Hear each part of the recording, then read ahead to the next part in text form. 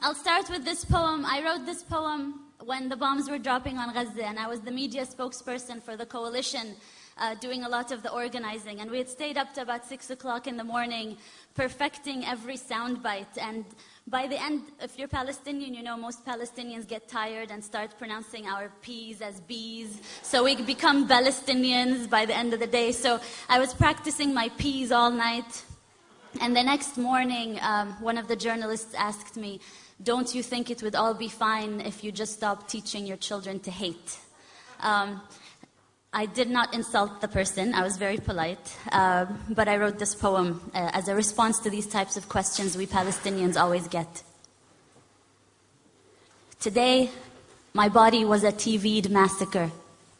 Today, my body was a TV'd massacre that had to fit into sound bites and word limits. Today, my body was a TV'd massacre that had to fit into sound bites and word limits, filled enough with statistics to counter measured response. And I perfected my English and I learned my UN resolutions. But still, he asked me, "Ms. Ziadah, don't you think everything would be resolved if you would just stop teaching so much hatred to your children?" Pause.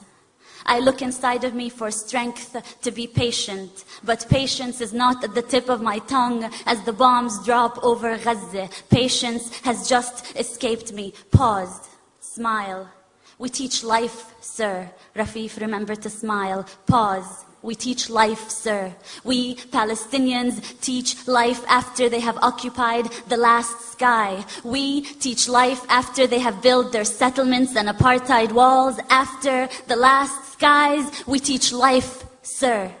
But today, my body was a TV'd massacre made to fit into sound bites and word limits. And just give us a story, a human story. You see, this is not political. We just want to tell people about you and your people. So give us a human story. Don't mention that word apartheid and occupation. This is not political. You have to help me as a journalist to help you tell your story, which is not a political story. Today, my body was a TV'd massacre. How about you give us a story of a woman in Gaza who needs medication? How about you? Do you have enough bone-broken limbs to cover the sun? Hand me over your dead and give me the list of their names in 1,200 word limits. Today, my body was a TV'd massacre made to fit into sound bites and word limits and move those that are desensitized to terrorist blood.